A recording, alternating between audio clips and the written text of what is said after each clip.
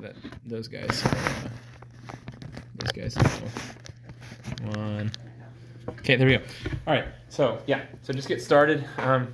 We're just kind of taking basic information on what, hypothetical, if we were going to add on to the building, what that looks like. So our client meeting is just to really understand what your needs are. So Okay. Go for it. And they'll ask the rest of the questions. If I need to interrupt, I'll interrupt. So. Okay. So the biggest thing, so in physics especially, we have a number of different projects where we're building with PVC or plywood, things of that nature. And I would like to incorporate more of those types of projects, I should say. But without a proper ventilation system or dust removal or like the particulate plastic pieces like with PVC, I'm either forced to do that at my home, and which obviously kind of takes away from the ability of the students to actually do a lot of the work themselves, or it just makes a big mess in the classroom, which I'm not a big fan of, or we have to go outside, and depending on the weather, it kind of limits some things. So I'd like to be able to have the space to not only be able to make and create, but also to do testing. So open spaces, big floor footprint, I guess, would be ideal for that. So basically a big workshop. What are your needs? Basically a big workshop / Big workshop? Yeah, storage, workshop. Yep. Help me remember. So you teach physics is like the subject matter that you teach. Physics, chemistry, and earth and space. Yeah. Okay. So for this purpose, it'd be chemistry and physics. Yeah.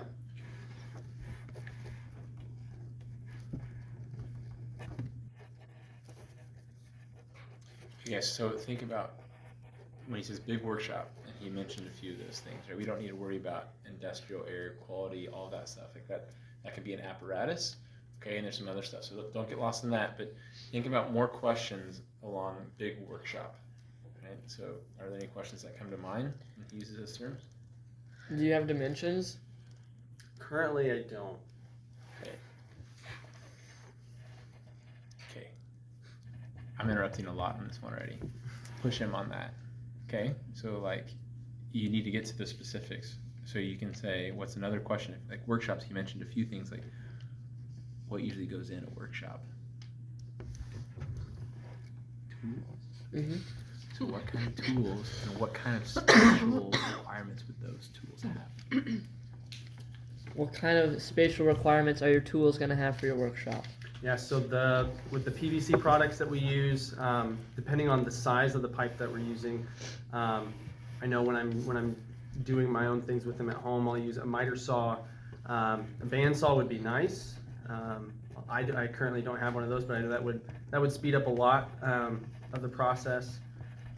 So yeah, being able to kind of have a vacuum system as well to try to keep again just the smaller bits and pieces contained.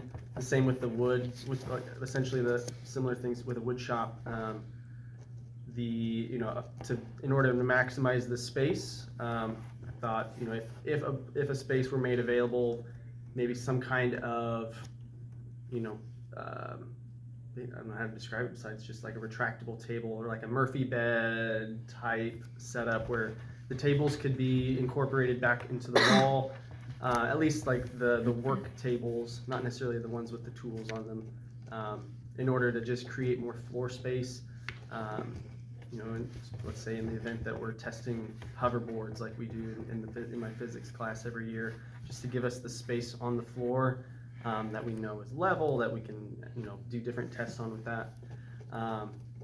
With Earth and Space, I just thought of this. I'd like to incorporate some projects where we take recycled plastics, melt them down, and then use different tools in order to create new products from them.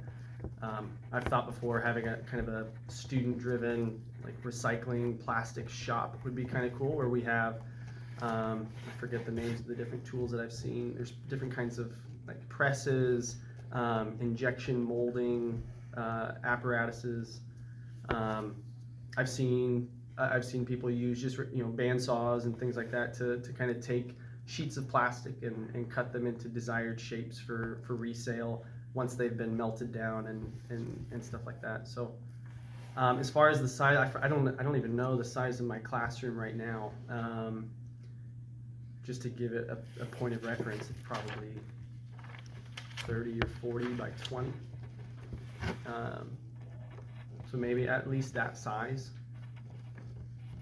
And again, with proper ventilation for dust and for wood particles and plastic would be the two things that I would probably use the most. And then of course, maybe like a fume hood for volatile things, especially when you're working with PVC, there's the different solvents and glues that are involved there that can fume up your air a little bit. So to be able to work with those would be nice as well.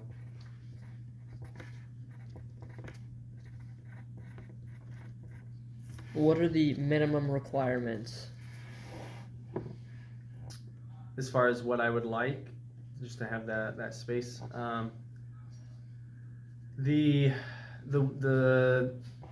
let's see, probably the woodworking tools and the ability to clean up efficiently and effectively after a project has been completed, and then of course a decent amount of floor space. Maybe if there was a space that was at least the same size as my room, so maybe a 20 by 40 or a 20 by 30, I would think that would suffice for the time being, from what I'm imagining.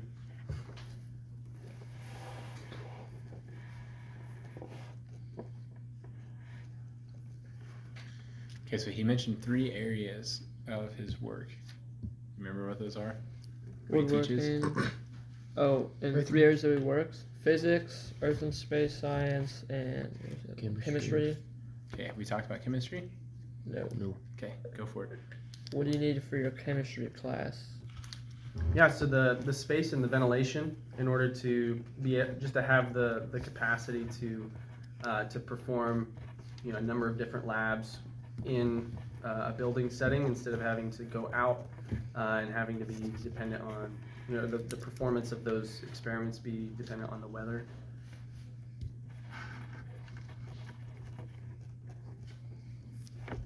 But yeah, the key thing with that would just simply be a fume hood. That's primarily what I use in my classroom right now.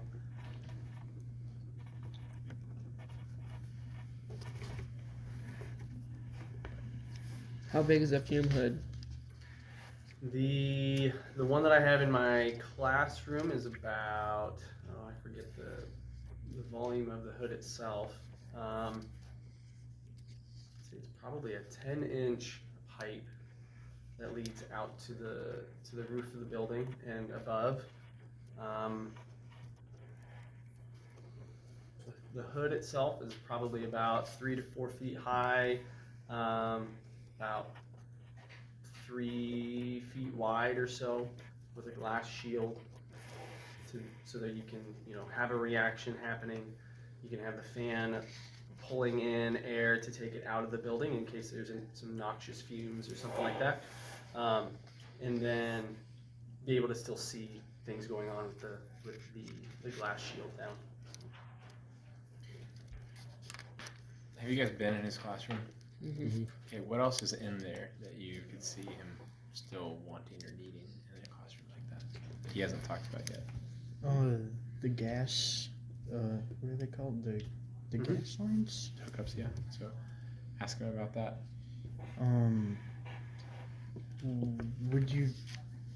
Where would you need those? How many of those would you need? Yeah. If this is an addition, I may not need. There may be maybe 3 or 4 of them that I could see utilizing.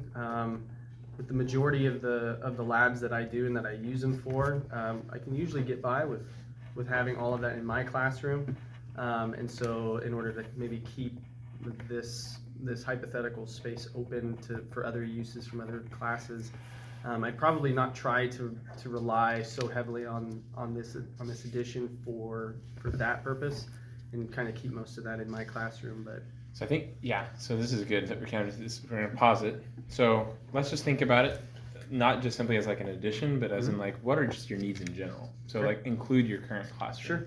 So that like, if this kind of lab space or construction space or whatever is at the end of our addition, you don't have to travel all the way from that end of the addition back to your original classroom. We're just thinking in general, what are your needs? So let's just say we're building you a whole new classroom somewhere else.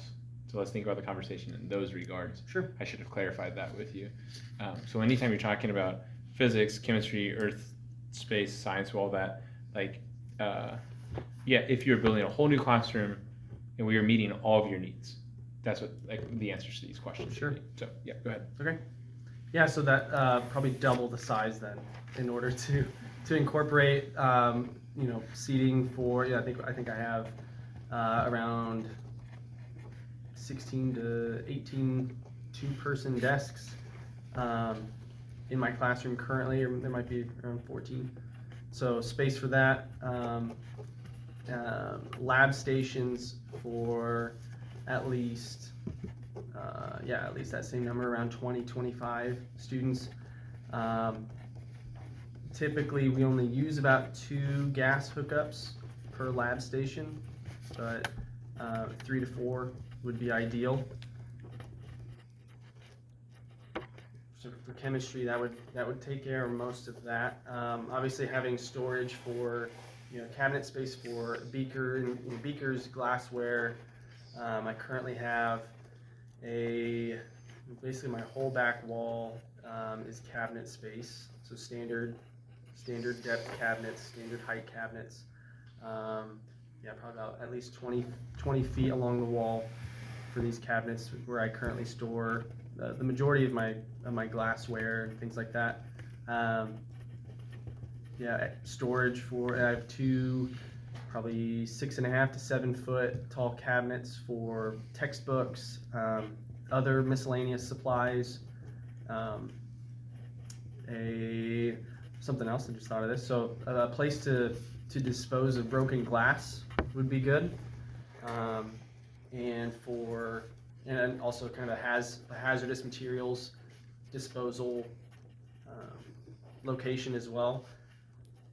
Having that would open up my abilities to use certain chemicals that aren't just able to be rinsed down the sink or something like that.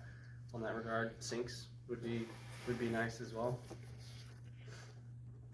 So at least 1 per table, functioning sink and draining system. Storage for chemicals. The closet I currently have is probably about 7 feet wide by about 12 feet deep. So basically a closet. Probably at least 8 to 10 foot ceiling inside. Is that sufficient for you right now, or would It you is. like? Okay. Yeah.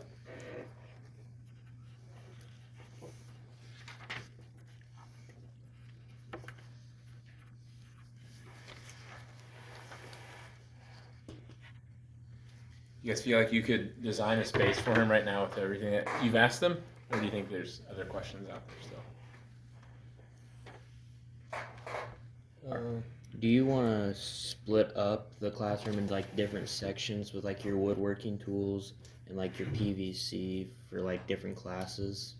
If there's a way to incorporate it to save space, I'm all about efficiency. That would be great.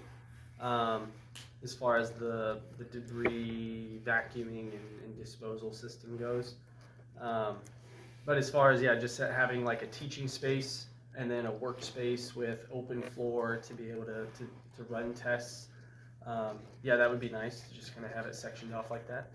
Along with that teaching space, obviously, whiteboard or some kind of display area so that we can talk through concepts and things of that nature.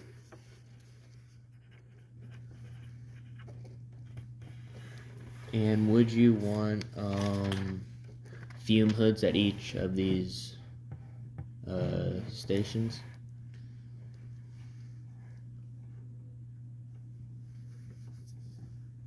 Probably not. Simply because of the types of reactions that require a fume hood.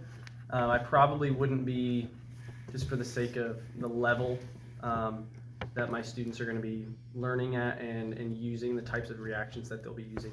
Probably won't be necessary to have one for every student, but I will say maybe at least, in that work area or wherever the lab stations are, maybe have them spaced out where there are multiple, so not just one single, and if it's possible to put that where people can stand all the way around it, because there are some out there where you can actually view it from multiple angles instead of just up against the wall like the one that I currently have.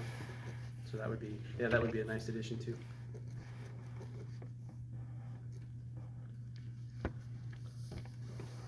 And would you like retractable tables like you were talking about for each of these places?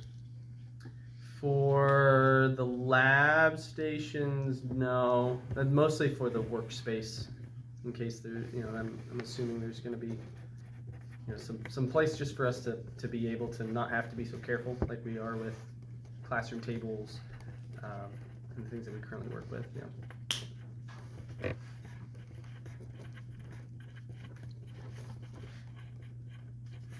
These are great questions.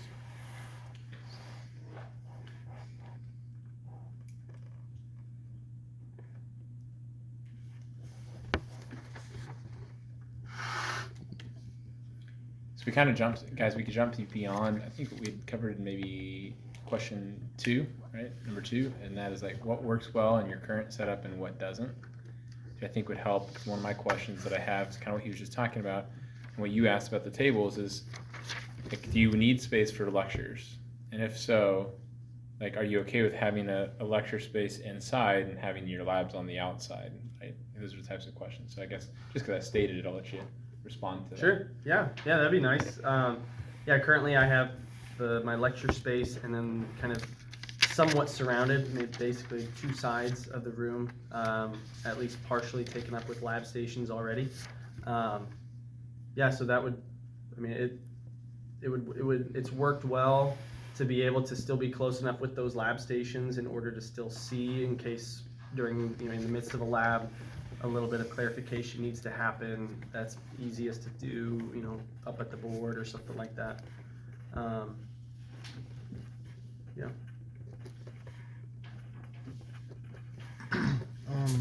What kind of materials do you want your workspace to be made out of?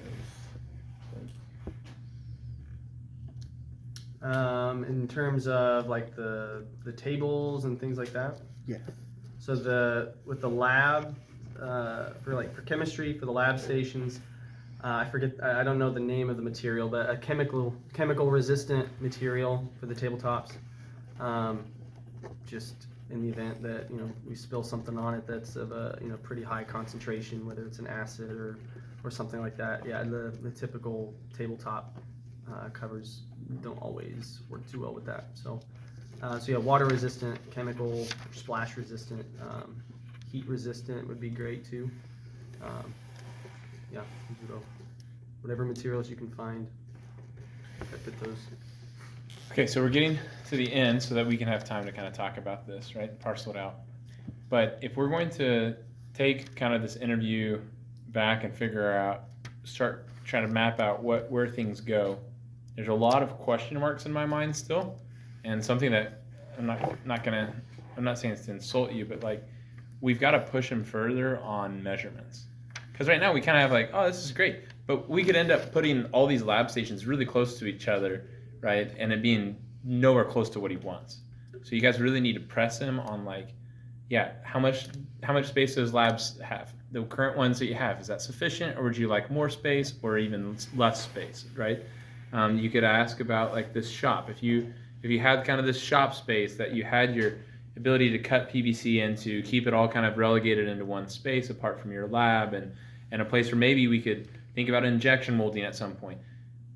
I know you said you didn't have, much of an idea about how big those things are, but, as a room that's 20 by 20 work? You know, is that too big? Like what, you know, press him on that a little bit and ask him those questions. Again, if you had more time, I'd have you do it, but because I said it, boom.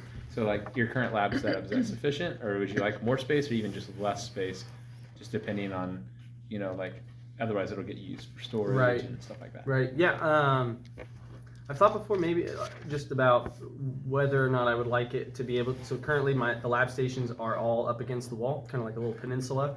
There's a bunch of them just kind of all lined up, and so I haven't looked into or thought much about, but potentially bringing those out and having a setup where the lab stations can, you know, I can go all the way around, see all angles, and see how my students are doing or what they're doing, keeping them on task or making sure, you know, things are as they should be. That's the first thing I think of anyway, in regards to the lab stations. So the current size is okay, but you're thinking maybe if it was like an island or something. Yeah. You had sinks against the wall, but your burners and stuff were maybe on the island. Or even you if want all that if together? the sink was in the middle of the island, and you could have at least, you know, a set or, you know, a set on each side or on both sides of the sink for gas hookups. Yeah, just trying to. It's one of those things where if you know there isn't an intention to make it bigger, you just kind of adapt. So all my preferences are, you know, based on what I currently have, because I know it works. And then how many, you had mentioned kind of the students, like the number of, you said lab stations for 20 to 25 students. So you have classes of 20 to 25 students, and you would need then how many burners? Like you have 3 students or 4 students per set of burners or gas hookups? What does that look like for a total number of stations? Yeah, so the ideally I'd have as small of groups as possible to have as much input and as much activity done by each individual student, because of the number of stations that I currently have, which I think I currently use about 5 stations, which usually means that I've got about anywhere from, with my biggest classes, anywhere from 4 to 5 per station, which obviously reduces the amount of work that each individual has to do. So increasing the number, maybe making it more, you know, more of a 3-to-1 ratio in terms of students to station, or even obviously 2-to-1 would be ideal. But again, that's with my largest classes. So if I took my average, it's probably looking like 18 or so. So, you know, 6 to 7 stations in order to kind of maximize and yet make it still manageable for me to be able to supervise all that. Okay.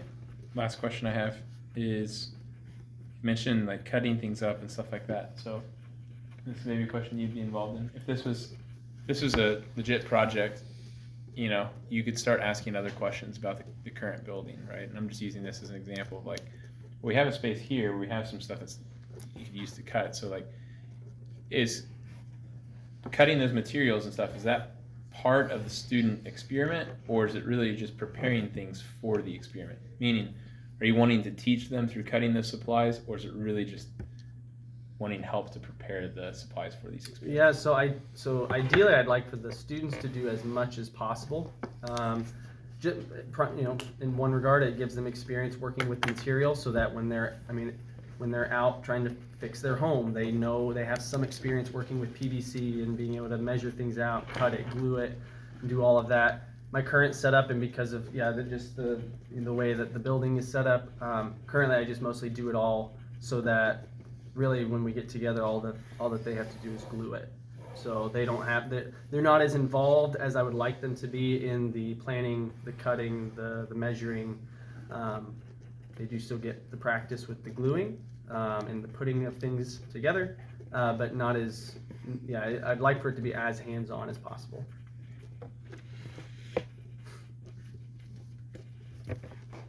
Okay. All right. Yeah, I'm over. But thanks for your time. Appreciate Yeah, it. So we're just yeah. gonna kind of rehash what we talked about. So thanks. Okay.